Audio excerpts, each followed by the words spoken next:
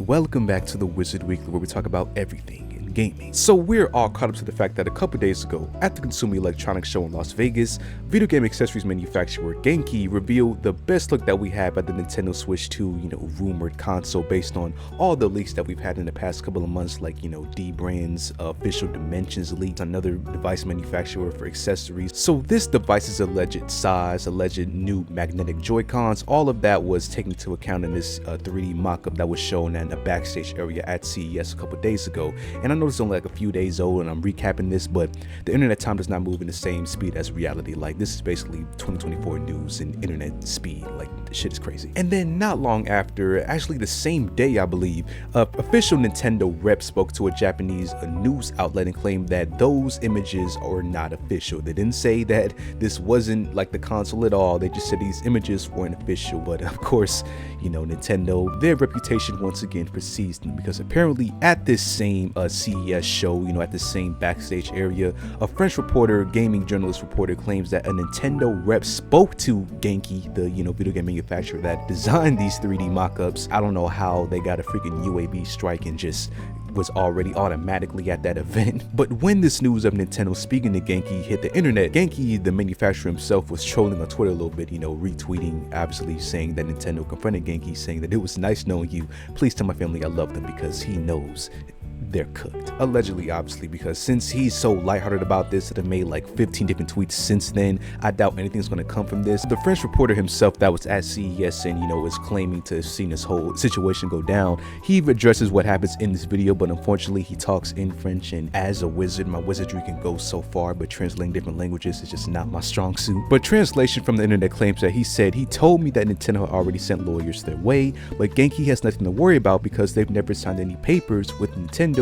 No confidentiality agreement, no NDA, so the Japanese brand is in the clear. Now again, 𝐂𝐀𝐒 is a console accessories manufacturer, so the reason that NDAs and confidentiality agreements are even being brought up is maybe because someone would think that Nintendo approaching them is because they violated some terms of making accessories for the Switch 2 before it came out, but apparently he has no part taken in that. So he's just a consumer like the rest of us that just knows shit from the internet and just decided to make a 3D mock-up of it. And honestly, I doubt that the situation will extend any further than what it is right now for the manufacturer 𝐂𝐀𝐒, because Nintendo coming up to you in person is already scary as hell to think about. Like, that's a nightmare in itself, but it's already scary enough just thinking about them IP tracking you down, like how they did with that one Nintendo Switch mod chip seller, and tracking you and just sending you emails. But I think the worst of it is behind us, because like he said, he didn't sign any contracts, any NDAs, so it's not like he violated any terms that he was supposed to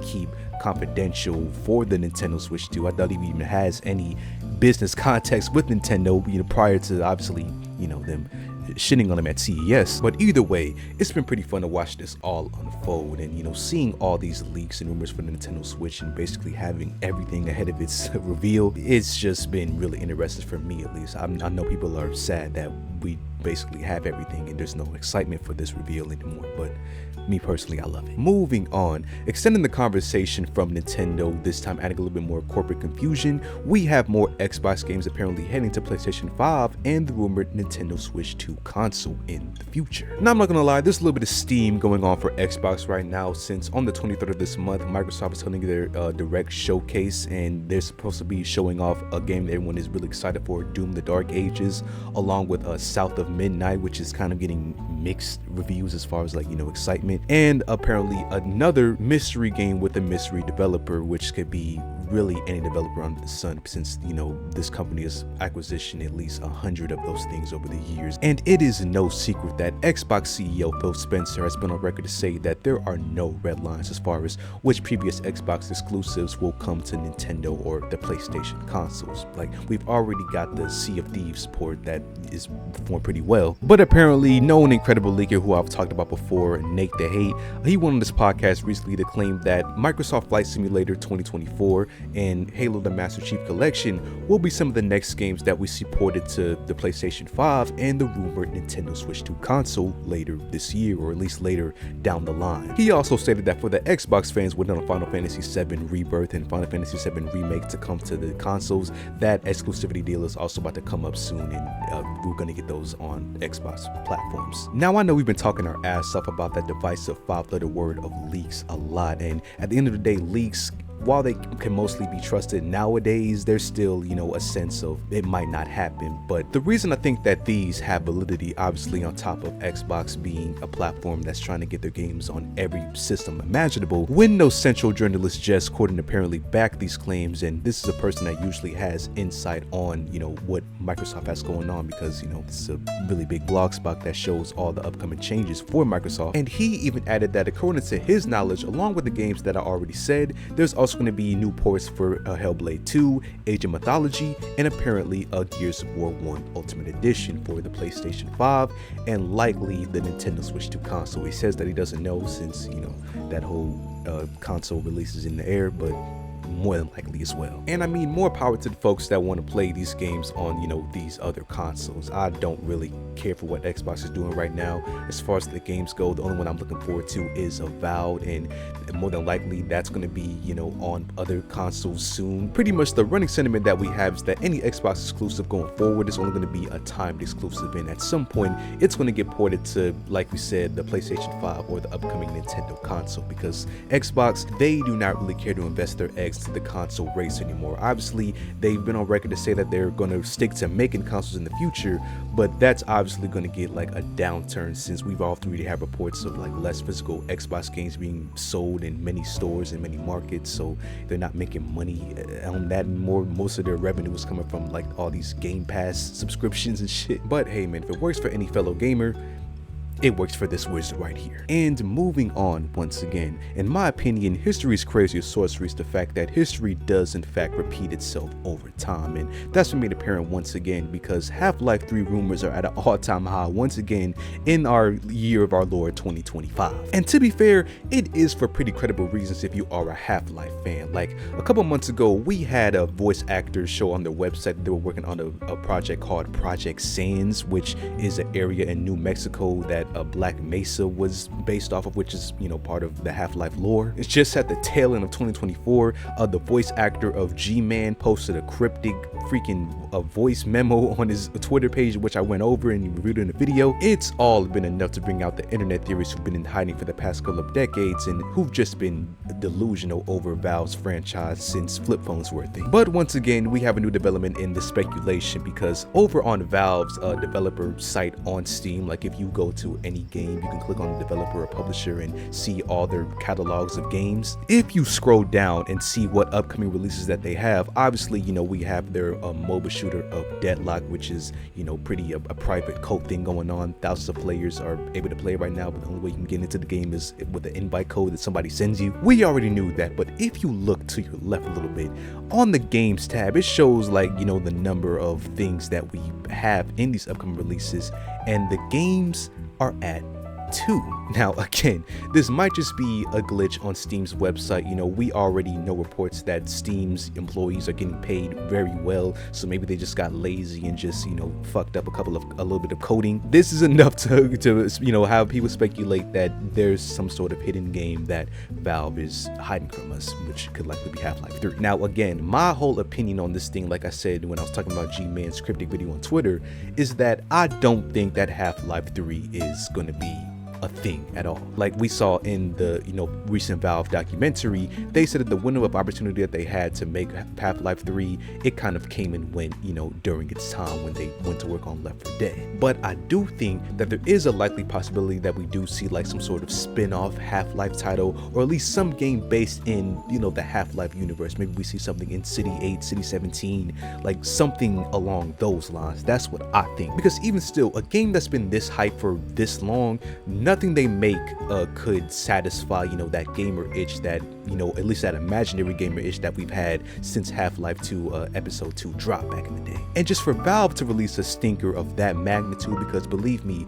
if Half-Life 3 were to claim out and it's anything less than what gamers were expecting for these past decades, it would tarnish the brand in a really major way. And you know, they've already been kicking ass with obviously Steam being the best gaming online marketplace for PC, the Steam Deck being a killer handheld at the best price right now, Counter-Strike 2 decent game, Deadlock about to be a really decent game when it finally releases. Their best bet is to make new IP and just, you know, build on what they already have, because Half-Life 3, it was a fever dream of the yesteryear that I doubt we are ever going to get. I honestly hope we don't get it at this point, unless it's, you know, the best damn thing out there. And lastly for today, I just wanted to have a little bit of a gamer geek out moment to, you know, gush about the game that I just picked up for the first time, being Zelda Tears of the Kingdom. Now, back in the day, I watched Zelda Breath of the Wild when it came out in 2017. I watched YouTubers play that because at the time I didn't have a Switch, but I was really infatuated with, you know, the direction they took Zelda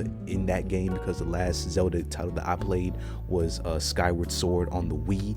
And as a kid, there's no such thing as a bad game. I really enjoyed that title, but that game compared to Tears of the Kingdom is nothing that I'm familiar with. Like, this is entirely new uncharted territory. I only started it last week, which is why I'm only showing like the beginning of the game, because I don't want to spoil myself, but I really enjoyed this open world Zelda game. This is my first time playing like a 3D Zelda game, like in my personal experience. And honestly, I should have played this game sooner, because my Nintendo experience is really with the RPG titles. Like, I love Xenoblade, I love the Mario RPG titles. Like, I played through Thousand Year Door, the remake, well, the remaster, and that was amazing. But for some like odd reason, for the most part, I've stayed away from the platformers, and I've stayed away from the Zelda games, or the new Zelda games, until now. And I just gotta say, bro, Tears of the Kingdom, it's amazing. Now, I'm not gonna lie to you guys, I'm having a little bit of a skill issue, you know, especially going against these construct dudes, but I've made it, you know, to the ground level to where, you know, you find the castle and,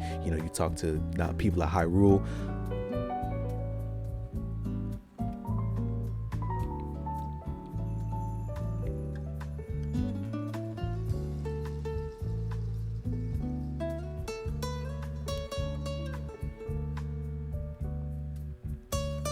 The pig monsters have been kicking my ass, but the pig monsters have been kicking my ass because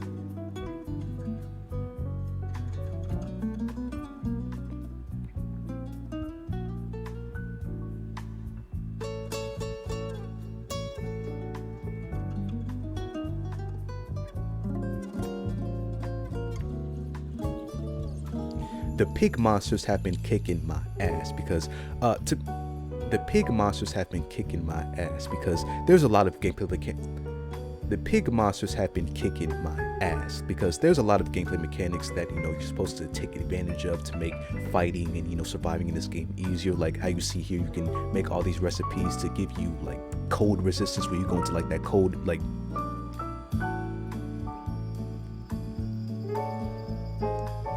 mountain area. The only way you can mountain area, the only way you can go in there is if you have like resistance to that cold air. But I've definitely gotten better since last week. Like, my biggest issue when I first started was getting too close to the enemies, and even the game, they'll tell you, you know, back up. You know, you got a pretty wide swing when you swing your sword or whatever you have in your hand, whatever you conjure together with your combining ability. I forget what it's called, but it's been a really fun like learning curve. Like, usually when I die this much, I kind of tune out of a game. Like, that's why I don't really get into Souls likes.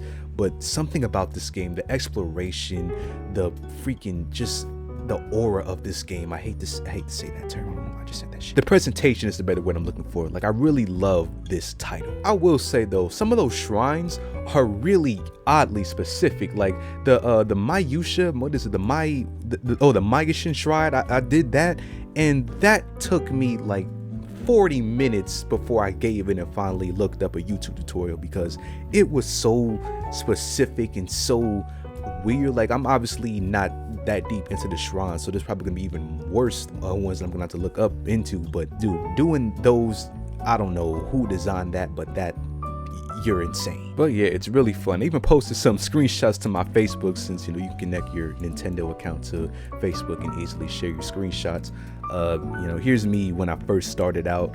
when you're in the sky islands, there's like these rails where you have to attach the cart when you learn how to use your abilities to attach shit together. I tried to walk the freaking rail.